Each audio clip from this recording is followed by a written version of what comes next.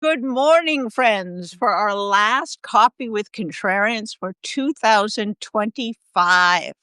It has flown by. I was just telling our friend Jeremy Benamy that we haven't bothered to count, but it's been a lot of them that we have had.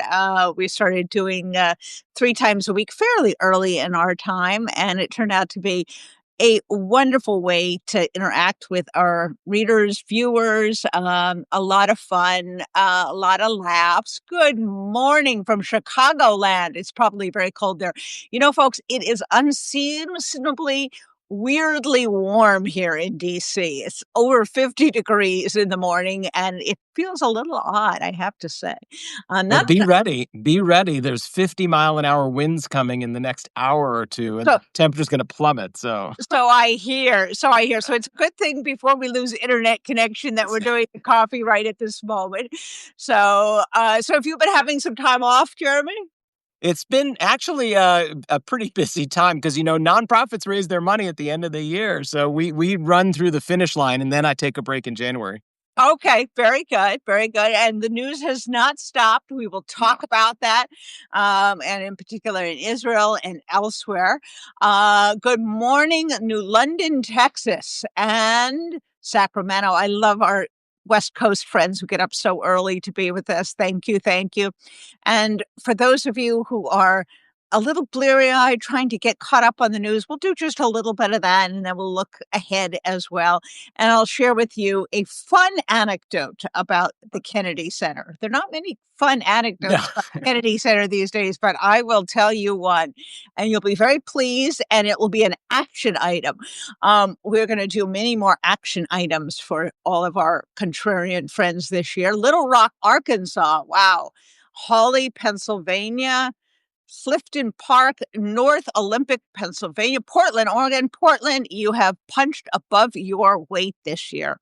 And many cities have. And if you go to the Contrarian this morning, I have local and state heroes, both politicians and popular movements, including the ballot measure that was attained in Missouri, the Indiana lawmakers who, of course, beat back the redistricting, and then some familiar names that you will recognize. And New York gets its new mayor in just a few days. I love that tradition, by the way. New year, new mayor, they start right away. Seems like the lead up to the new term is always very long for people. So I like the start. It's also fun seeing the mayor ball drop and the whole thing. So why don't we get started? We just hit our 1,000 mark. Good morning. And we do have with us Jeremy Benamy. Norm is traveling for some well-deserved time off, but we have Jeremy with us. Let me start off just getting us caught up for a moment on the Epstein files. And Jeremy can perhaps give some larger perspective then on kind of the overall corruption problem that we have with this administration.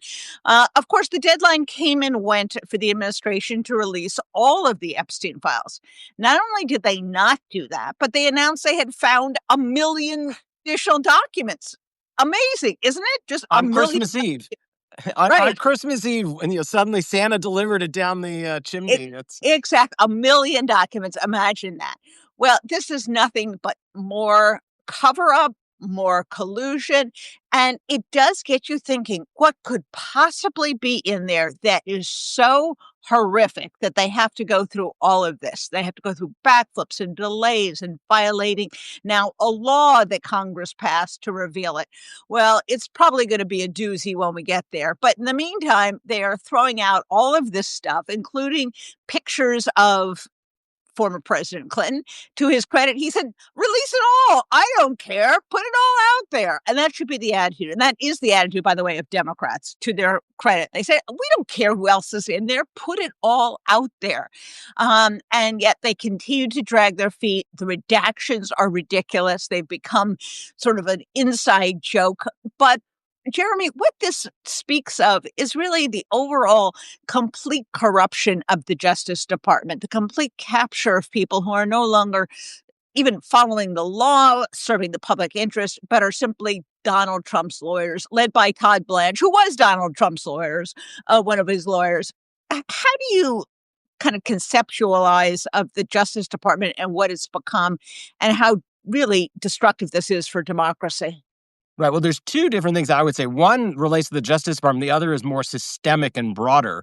The Justice Department, of course, that has always been a bastion of the protection of the fundamentals of democracy, operating independently of the president, not at the president's order. And it really has been a tradition of this country and something that we could depend on, that there was a independence to the protection of the rule of law. And it's fundamental to the breakdown of a democratic society that the rule of law no longer holds, and the law is wielded at the will of the monarch and the leader, the autocrat. And that's exactly what is happening in our democracy under our noses, and the Justice Department is one part of it.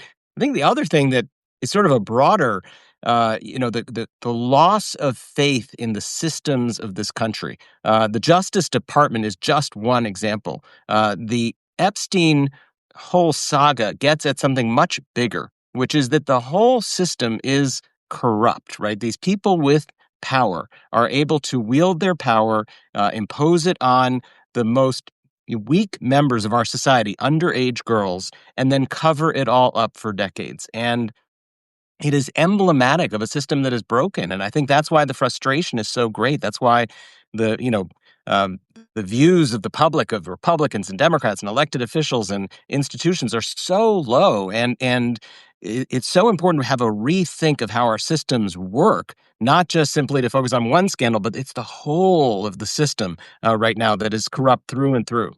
Boy, is that right? And I think Democrats are going to have to do some thinking about if they do win back the House and possibly the Senate, what are the things that they can do going forward? And we will talk about that in a bit. Let's also talk about Israel, which has its own judiciary problem as the government of Bibi Netanyahu and his right wing allies try to corrupt that process and try to limit its independence. What's going on there? And as we predicted, sadly, Jeremy, the so called peace deal is really stuck in first gear or in neutral. Tell us what's going on there. Right. Well, main news item today is that Bibi Netanyahu is in Florida, and he's going to be meeting with Marco Rubio in a couple of hours, and then with Donald Trump at 1. And it is the Trump administration's goal to try to get this peace effort back on track, because Israel and Hamas are doing whatever they can to make sure that nothing more happens. You had a 20-point peace plan that got through about point one and a half, and then everything ground to a halt. And there isn't the movement that is needed to bring in international forces for security, to begin to disarm Hamas, to put into place a new government. All of those things are outlined in the plan, but nothing is moving. And so the president wants Netanyahu and the right-wing government in Israel to begin to do some things that they don't want to do. Meanwhile, Israel's able to point to Hamas and say, well, they still have a body. They're not disarming. They have all sorts of reasons. So we're sort of stuck, and the meeting today is an effort to unstick. Netanyahu comes to the meeting, though, with his own agenda, which is that he wants, yet again, to make Iran the center of the discussion. And he's coming with new evidence that Iran is rebuilding and has, new capacities again with ballistic missiles that apparently were not obliterated. And we discussed, I was on with you guys back in the summer when the word obliterated was used. And I said, that word just doesn't exist. There's no such thing. Well, here we are 6 months later, and Netanyahu's already running back to Mar-a-Lago to say we need to hit them again. So that's the news out of today. And we'll see whether there's any movement forward on the peace plan, or if we're just really stuck in a new status quo. Israel is going to have elections sooner or later in 2026. There's a potential that the government falls in March or in the spring. There would be new elections anyway in the fall. What are the big issues that are tripping Bibi Netanyahu up, aside from Gaza, which frankly, for purposes of his coalition, is not that big a problem because he just keeps saying no and they stick with him. What are the other issues that Israel is facing and the threats to their democracy? So it's so comparable to what we have here. It's Yeah. amazing. But this is not, there's a playbook, right? There's an autocratic ethno-nationalist playbook around the world for what folks do when they're trying to take apart a liberal democracy. And many of the same plays that are being run here by the Trump team are being run by the Bibi team in Israel. And it starts with an attack on the judiciary. It starts with an attack on the independence of the legal system, trying to fire the attorney general, undercut the independence of the Supreme Court. That was what brought millions of Israelis out into the streets in 2023 already. And you had Netanyahu facing 60, 70% unfavorable ratings even before October 7th. And then since October 7th, of course, he and his team have not faced any accountability whatsoever for what happened on October 7th. And so there's this bubbling up of anger within Israeli society, really wants to see the backside of Netanyahu leaving office. But there's no coalesced opposition. There are a variety of parties. It's a parliamentary system. So the October elections are going to produce a mixed bag where you have some right wingers who don't like Bibi, you have some centrists and left of center folks. They don't necessarily agree on anything. The one thing that brings them together is they want Bibi gone. And so you'll probably have the opportunity for a different government, but they won't necessarily have a mandate to do anything in particular except protect the democracy of Israel. That's very, very important, but not necessarily a mandate to do anything on the peace front. Absolutely. And one of the big issues there, of course, has always been this exemption for the Haredi, for the very religious Jews, the men who are studying at yeshivas. And that has been one get that they have extracted from Bibi over the years in order to be part of his government, in order to give him the votes. You can understand, however, that after going through this horrific war, that the country is not all that well disposed towards giving an exemption that has grown from a few thousand to tens of thousands of people.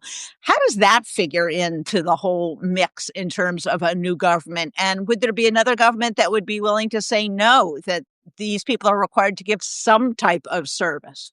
Well, that is one of the issues that pulls together the center right and the center left. The center of Israel really resents the fact that they work hard, they play by the rules, they send their kids to the army, they suffer the consequences, and the ultra Orthodox, in the meantime, collect government subsidies, study in yeshiva, don't have to fight or pay taxes. So that is just not a fair system. Once again, the system is rigged. And I think that is a real motivator for opposition to this government. Again, the issues that concern J Street, which I run, are issues related to peace, issues related to solving the conflict with the Palestinians. I don't want to make the case that Israeli voters are united against Bibi Netanyahu wanting a new effort to reach peace with the Palestinians, but they are united in a desire to protect their democracy and to end these subsidies that make absolutely no sense. Absolutely. Meanwhile, we have the ongoing war between Russia and Ukraine. Trump said something that even for him is pretty insane, which is that Russia wants to help Ukraine. Right. In the same way that the Nazis want to help Poland or help the rest of Europe. This is insane stuff that is just propaganda that Trump either buys into or thinks he should buy into, or it's unclear whether he even believes this nonsense. But be that as it may, Zelensky came also to Mar-a-Lago. Everyone is paying tribute. And I think the idea for Zelensky is as long as he's talking and not getting Trump upset, at least he hasn't been sold down the river entirely, and they live to fight another day. What's your take on the dynamic here? And how important is it for the worldwide cause of democracy that Ukraine survive? Right. No, this is really the front line. Will the democracies of the world hold together when one of the key anti-democratic, autocratic leaders, Putin, attempts to take territory by force, right? If this falls apart, there's nothing left of the international world order. We're seeing Chinese exercises off of Taiwan this week, some of Yeah. the largest exercises ever being run because the United States is providing a major arms shipment to Taiwan to protect itself. These flashpoints are really the leading edge of whether or not democracy and this rule of law, the world order, is going to survive. And it is absolutely important for Zelensky to do what he needs to do, showing up at Mar-a-Lago, paying the tribute, as you said, but getting the commitment from the United States that it will provide security guarantees, that it And will support the idea of letting Ukraine into the EU. These are really important steps. And Zelensky's doing what he needs to do. He's an actor, right? And I love to come back to that. That his training is as an actor and on the stage, and he knows how to play the part. He had that one screw up where he missed his lines, in the Oval Office, and he set, Vance and Trump off. But since then, he's played his cards pretty well, and he's keeping Trump on his team. Absolutely. And it is interesting that, and really a success story of the United States and the post World Order, that Europe as a whole has remained so proudly democratic and so much a part of what we call the free world. And that, ironically, was the great accomplishment of the post World War II order. A Europe whole and free, democratic, and until Ukraine, we had not had a war of substantial size. Of course, the Balkans had had their wars, but of this magnitude. And this was the great accomplishment of the United States, which now is being, of course, frittered away. And we can only hope that the Europeans hang in there and continue to fund and support Ukraine.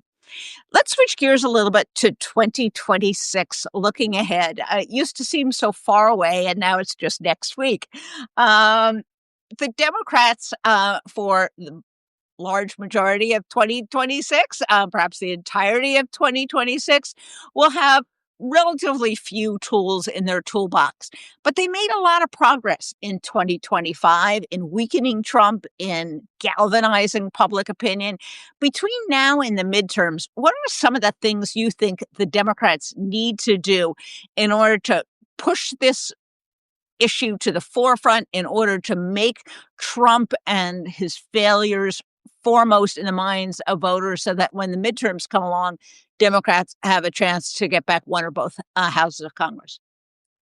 Well, I think it's one of the surprise end stories of the year that the Democrats actually head into 2026 with momentum, right? I think I was with you for a few chats in the first half of the year when there was a lot of depression. There was a lot of sense of the Democrats don't have their act together. There's nothing they can do, right, et cetera, et cetera. But we did come to the end of the year, see a string of victories, and there's some momentum.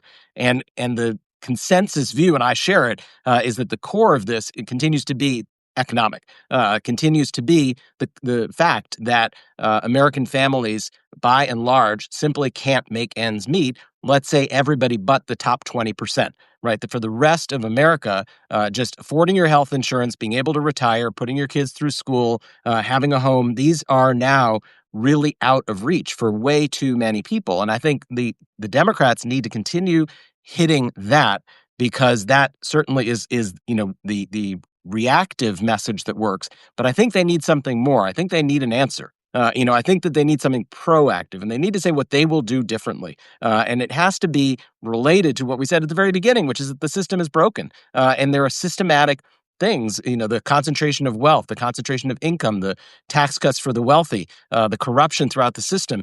The Democrats have to hammer those messages over and over and over and really own that sense that the Democratic Party is the party of the 80%, that it is going to stand up for working families, that it is going to make it possible for you to have that home and that education and that retirement and a life that you thought you were going to be able to afford, and now you can't. And so I think there's a lot of momentum going into 26. There's a real chance for a Democratic retaking of the House, maybe even the Senate. But the key is, in order to keep the momentum going, they're going to have some answers and not just run on the problem.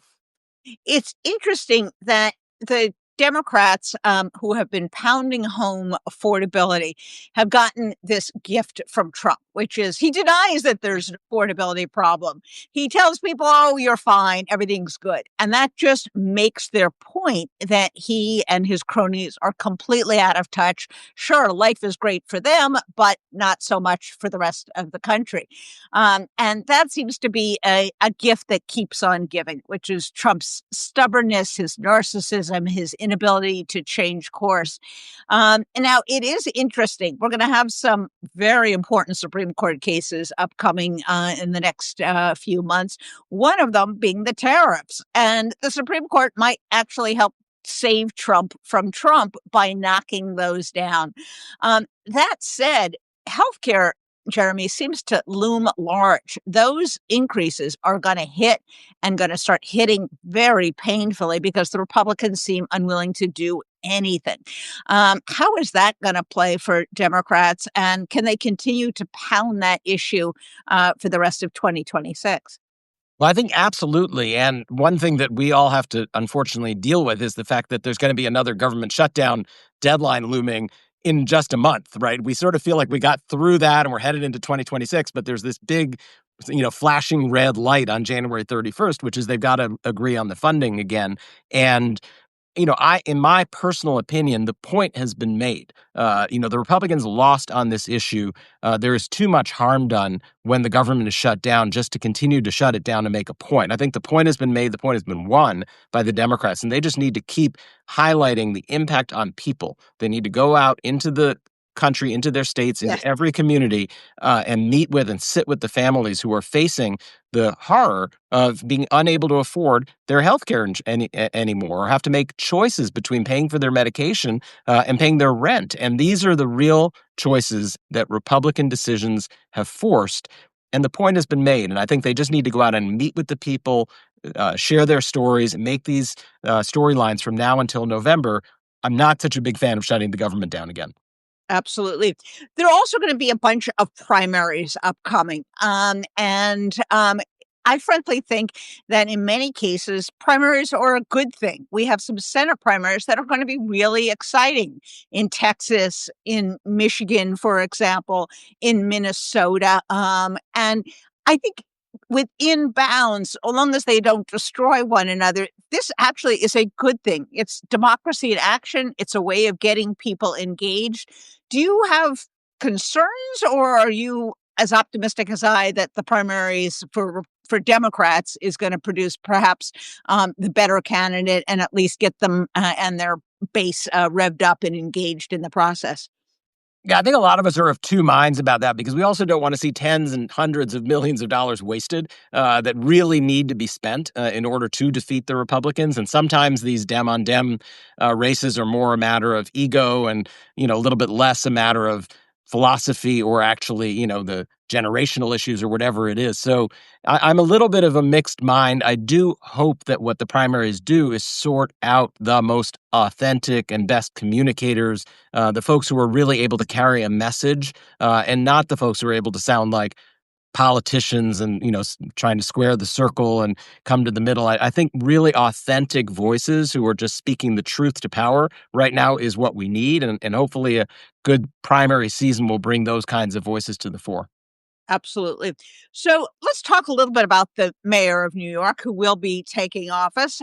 There's another organization out there that fancies itself as a great defender of Israel that has been, of all people, tracking his supposedly anti Semitic tendencies or those of the crowd around him. Strangely, they haven't done that for the administration in DC, which contains actual neo-Nazis. What's your feeling about Mondami? Are you optimistic? Do you think he is going to be a good mayor for not just the Jews, but for New York as a whole? Well, I really am optimistic that he brings a breath of fresh air. The present mayor was a complete disaster, Yeah, and the city really needs fresh leadership. It needs fresh ideas. Some of the things that he ran on, a little bit hokey. I don't know whether or not a government-run grocery store is the best idea ever. It's been tried in a few states. This is not some radical New York City thing. right. There are, states in the Midwest have tried this in order to see what can break the high cost of groceries. So, let's give him a chance, right? Let's make the buses work. Let's hold the rent a little stable for a while. Let's see what we can do to lower food prices. Let's give his energy and his charisma a chance to, win over those in the city who have their doubts. Now, you mentioned this ongoing attack by the Anti-Defamation League, the ADL, on Mamdani and the past that he has, his politics, which are very pro-Palestinian and very anti-Israel in a way that I don't agree with. And he uses terms and he is associated with people that I don't, particularly as the head of J Street, a pro-Israel organization, I don't agree with. But he's not anti-Semitic, right? And the things that he has said are critical, harshly critical of Israel.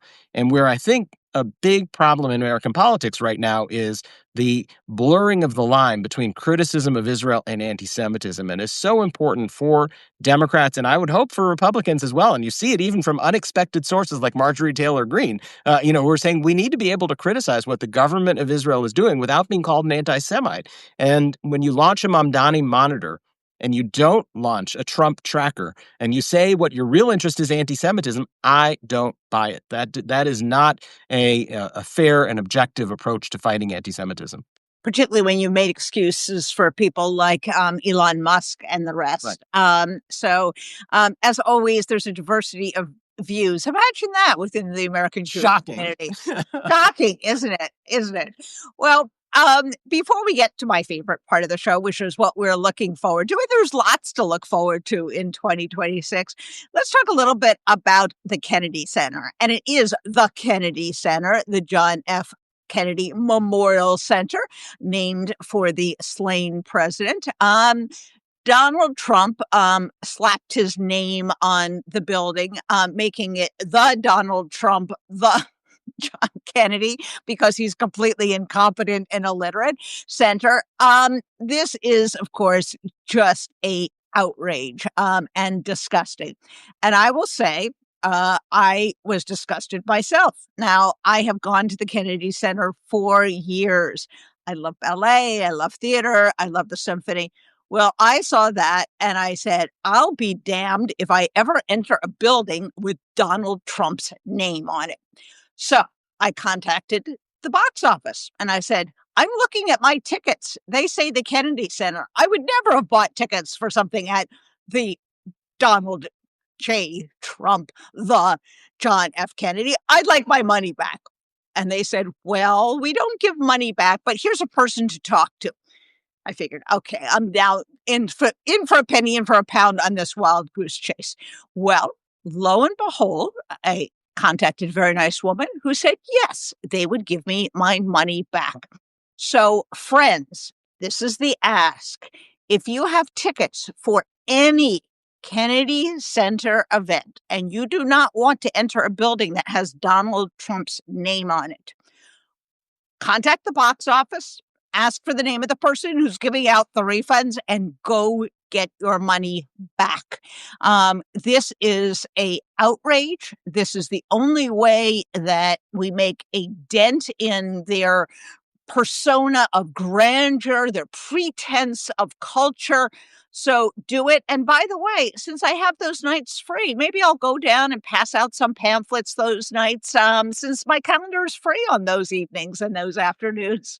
So I will go down. So friends, contact the box office, get the name, get your money back. And yes, Memorial is still on the sign, Jandro asks, which is bizarre because last time I checked, Donald Trump was still alive. It is bizarre. But Jeremy, it actually is something part of a larger point, which is he's trying to be like a dictator. He's trying to be everywhere. He's trying to own everything. He's trying to control everything. And this is really what fascists do. They want no space in which they do not occupy.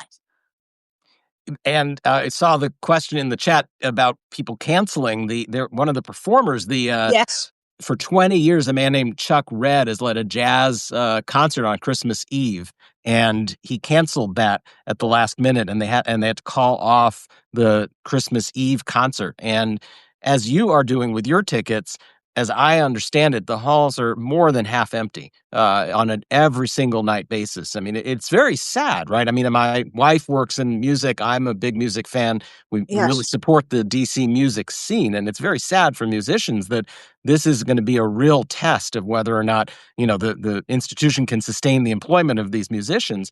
But they don't want this, and they are, Chuck Red led the way, and he's going to be sued for $1 million by the Kennedy Center under his contract. But he wasn't going to perform there with that name. And I saw, by the way, that one of the grandchildren of President Kennedy said that she's going to get her carpenter's license, and so that she can go and take a chisel, and when the day comes, January 21st of 2029, she'll be up on a ladder chiseling off the letters on the kind of thing. Absolutely. We all have our favorite things that we're going to either take down or restore. And, friends, Jeremy makes a great point. What I did, I looked around and found some great musical performances in the DC area to continue to support music in our Yeah. area. So we are at the end of at least our 2025 Coffees with Contrarian. Jeremy, give us a few things that you're looking forward to in 2026. So, without a question, I am looking forward to a family vacation in a week, which is really exciting. Wonderful.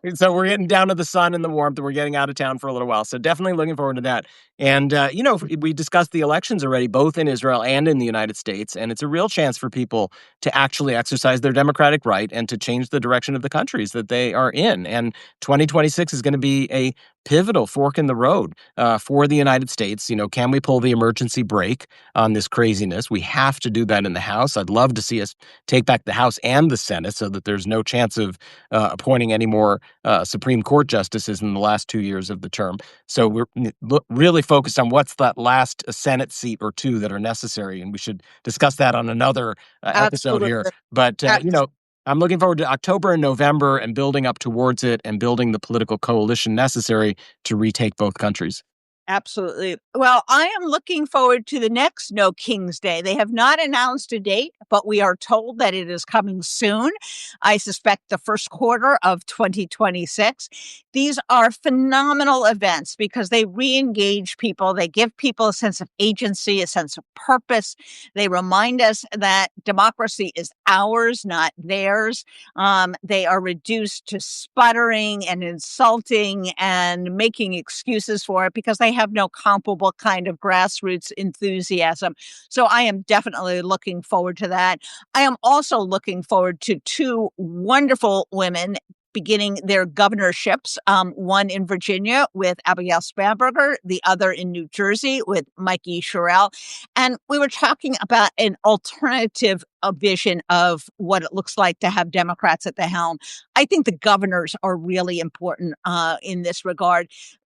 Right now, there is a Democratic hope that we will have one or both of the houses, but Donald Trump will still be there. Well, in the States, it's a different story. And I think by governing well, by showing what productive Democratic governors can do with legislatures, that will be a great advertisement for Democratic rule, if you will, for Democratic elections, for Democratic governance in the future, not only in 2026, but in 2028.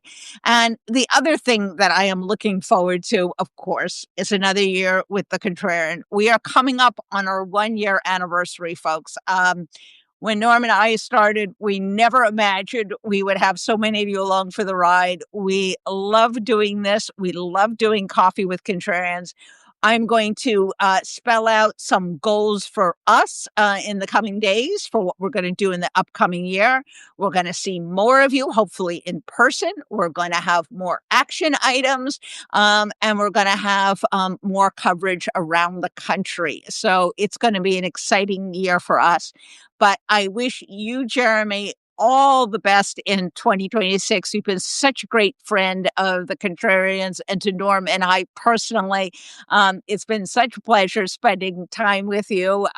So a happy, healthy, and both uppercase and lowercase d Democratic 2026.